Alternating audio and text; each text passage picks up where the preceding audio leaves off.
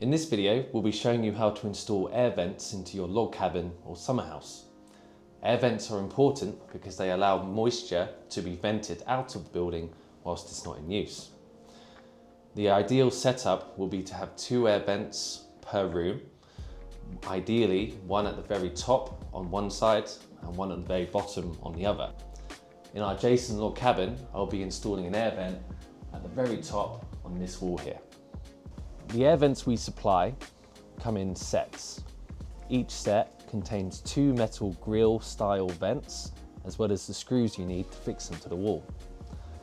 To install an air vent, first offer up one of the grills to the rough location you plan on installing it. Using a pen, loosely guide out where it sits, which will then allow you to come back afterwards and start drilling holes in the wall to allow the air to pass through. With the air vent now fitted, the job is complete. However, a top tip, if you happen to have some wire mesh sitting around, you could infill the holes with that mesh as a deterrent from bugs to crawl through.